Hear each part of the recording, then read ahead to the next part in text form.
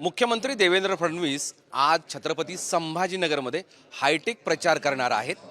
एका सभागृहात ते बोलतील आणि शहरातल्या सगळ्याच वार्डामधले मतदार, भाजपचे उमेदवार आणि संबंधित लोक ते ऐकतील। मी त्याच सभागृहामध्ये आहे जिथे टॉक शो विथ देवाभाऊ या संकल्पने आधारित मुलाखतीचा कार्यक्रम होणार आहे। छत्रपती संभाजीनगर शहरातल्या प्रश्न आणि उत्तरांच्या संदर्भातली ही सगळी मुलाखत हा टॉक शो असणार आहे आणि त्याची ही तयारी केली आहे।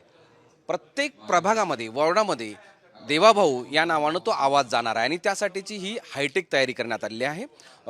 5 कॅमेरे इथे लावलेले आहेत, त्यासाठीची ही एडिटिंग यंत्रणा उभी करण्यात आलेली आहे। यातलं सगळ्यांचं आउटपुट प्रत्येक वॉर्डामध्ये दिलं जाईल आणि तिथे LED मोठे लावण्यात येणार आहेत आणि त्या LED मार्फत इथलं संभाषण, इथल्या मुलाखतीचा कार्यक्रम हा थेट मतदारांच्या समोर जाणार आहे। आपल्यासोबत मंत्री अतुल सावे आहे। हा हायटेक प्रचार आणि एकाच वेळेस मोठी सभा न घेता तरी एकाच वेळेस इतक्या मतदारांशी, भाजपच्या प्रत्येक कार्यकर्त्यांशी संवाद साधण्याचा हा प्रयोग आहे तरी कसा? राज्याचे लाडके मुख्यमंत्री देवेंद्रजी फडणवीस साहेबांना संवाद करण्याकरता अनेक लोक इच्छुक असतात आणि युवा पिढी इच्छुक असते आणि म्हणून आम्ही हा हायटेक प्रचाराचा आज प्रारंभ करतोय। आज छत्रपती संभाजीनगरमध्ये 90 वॉर्डामध्ये आम्ही 90 स्क्रीन लावून तिकडे डिजिटली 2 वे संवाद साधण्याकरता आम्ही आज इकडे सुरुवात केलेली आहे आणि या माध्यमातून अनेक युवक, अनेक लोकांना मान्य देवेंद्रजींशी संवाद साधता येणार आहे आणि याच्या मागचा उद्देश असा आहे की छत्रपती संभाजीनगर विजन छत्रपती संभाजीनगर या माध्यमातून जनतेशी संवाद साधून आणि चर्चा करून ते या शहराच्या विकासावर चर्चा करतील। बरोबर, वेगवेगळी प्रश्न आणि त्याची उत्तरं इथं होणार आहेत। पण एकाच वेळेस शहरातले किती मतदार, भाजपचे कार्यकर्ते, पदाधिकारी हा कार्यक्रम ऐकतील असा तुमचा अंदाज आहे? आम्ही 90 ठिकाणी स्क्रीन उभे केलेत आणि मला नक्की खात्री आहे की प्रत्येक ठिकाणी किमान 1000 लोक तर येतील।